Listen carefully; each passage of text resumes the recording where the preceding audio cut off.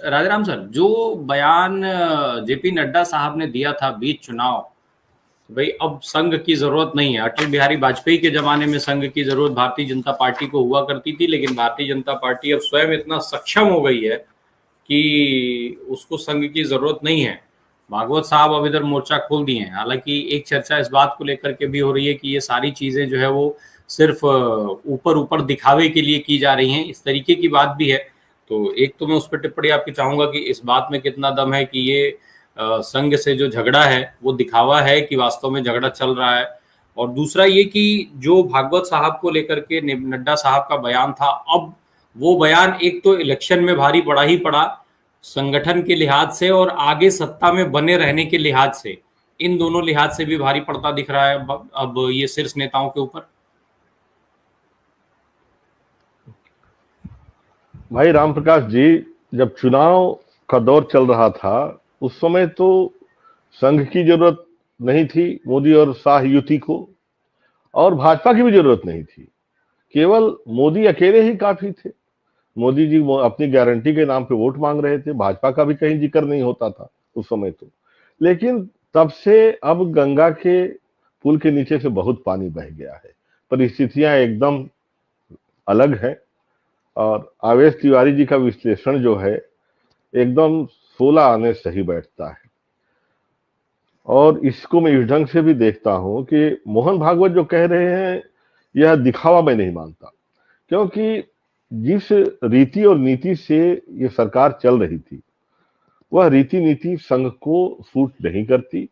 और चूंकि संघ गांव गांव में उनके अपने जो अनुसांगिक संगठन हैं दर्जनों, उनके जरिए उसको पता था कि इसका खामियाजा आगे चल के भाजपा को उठाना पड़ेगा और संघ को भी लंबा नुकसान होगा। इसलिए वो चाह रहे थे कि इस तरीके से, जिस तरीके से शासन चल रहा है, इस तरीके से एकाधिकार वाला काम न हो।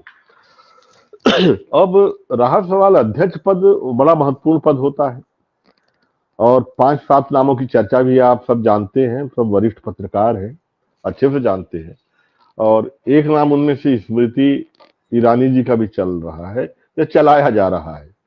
तो दो सत्ता के केंद्र इस समय वर्तमान में जो ऑलरेडी 2 बैसाखी पे भाजपा की सरकार खड़ी है, एक और सत्ता केंद्र भाजपा में अगर अलग होता है तो इनकी स्थिति 3 टंगड़ी दौड़ वाली हो जाएगी, तो राह और कठिन हो जाएगी। इसलिए ये उससे बचने की कोशिश कर रहे हैं। संविधान में परिवर्तन की बात कर रहे थे, इनका संविधान पढ़ रहा था, उसके अनुसार तो इनको जून में करवाना ही चाहिए कायदे से।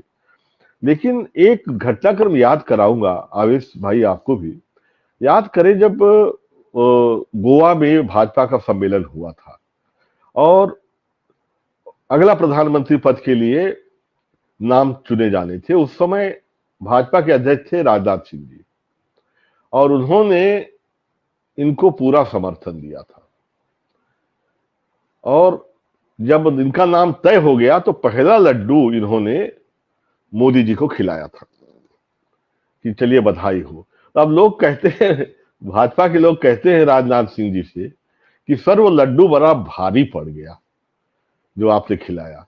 तो क्या है, भाजपा में जो संघ का नेता, जो भी अध्यक्ष होता है, मेरा मानना है नड्डा जी जो एक ऐसे अध्यक्ष थे जिन्होंने कोई प्रभाव नहीं छोड़ा उस पद पे। पार्श्व से पूरी की पूरी पार्टी अमित शाह जी चलाते थे, नड्डा जी का कोई विशेष रोल कहीं नहीं दिखाई देता था। लेकिन इससे पहले ऐसा नहीं था। इससे पहले बकायदा पार्टी का जो अध्यक्ष होता था वो लगभग समानांतर सत्ता का केंद्र होता था। और चूंकि बहुत सारे संगठन के जो लोग हैं ये भाजपा से आते रहे हैं और आरएसएस से आते रहे हैं, और ये खुलेआम होता रहा है।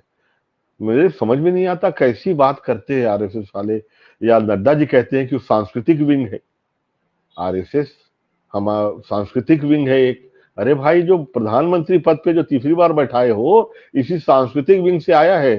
तो कहीं उन्होंने पार्षद का चुनाव नहीं लड़ा, सरपंच का चुनाव नहीं लड़ा, किसी पार्टी भाजपा के पार्टी को लेके कोई संगठन का काम उन्होंने कभी नहीं किया, पहली बार।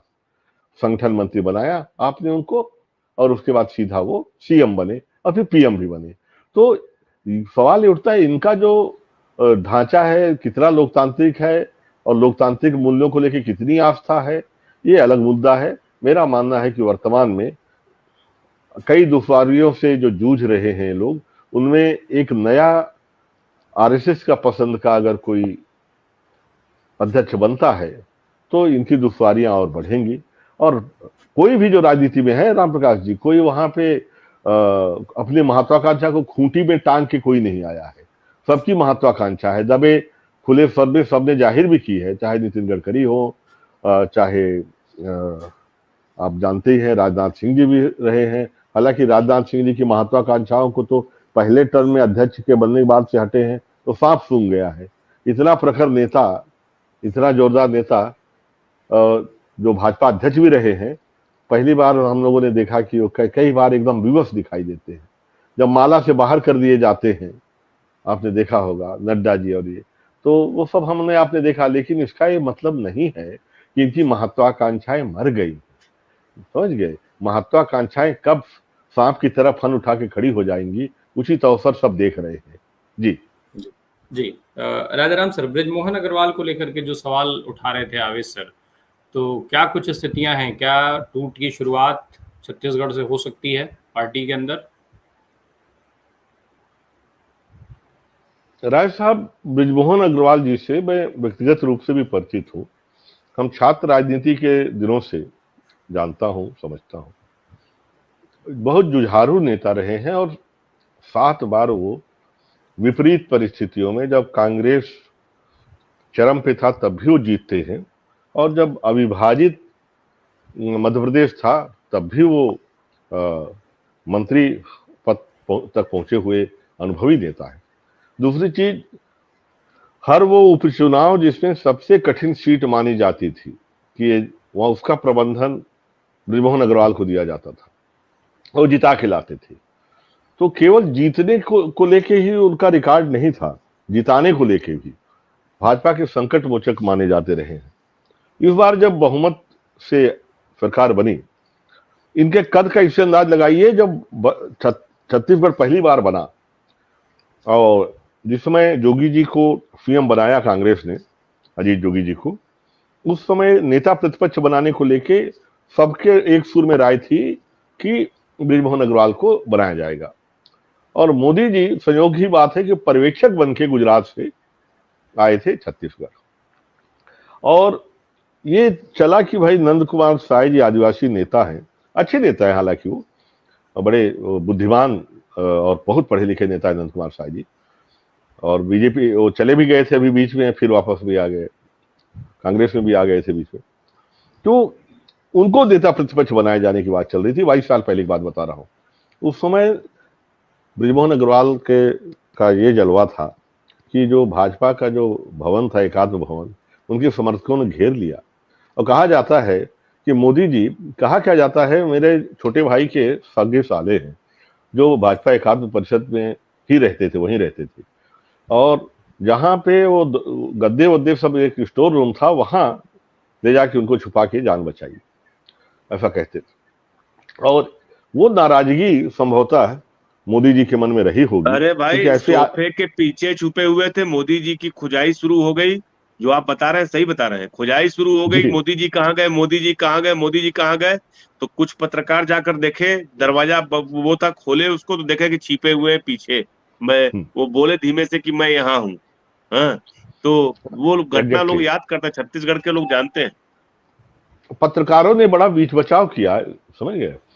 और क्या है कि ऐसी घटनाएं आवेश भाई कोई भूलता नहीं जिंदगी भर, तो मोदी जी भी नहीं भूले होंगे। तो इस बार भी देखिए, इतने प्रजट बल से जीते, लोग उम्मीद कर रहे थे इनको मुख्यमंत्री बनाएंगे, मुख्यमंत्री नहीं बनाएंगे तो उप मुख्यमंत्री तो हर निश्चित रूप से बनाया जाएगा। होम मिनिस्टर वगैरह तो पहले रहे ही हैं, बावजूद इसके उनको लोकसभा चुनाव लड़वा दिया गया कि शायद यहां नहीं पड़ जाए।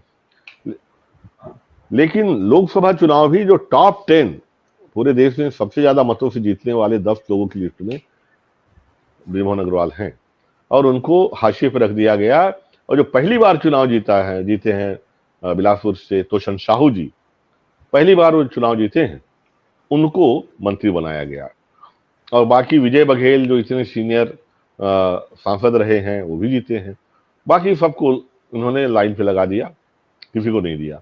तो ये जो लोकतांत्रिक प्रक्रिया की बात कर रहे हैं, तो इसमें इसको भी जोड़ के मैं कहना चाहूंगा, जिस तरह से जैसे अभी होम मिनिस्टर और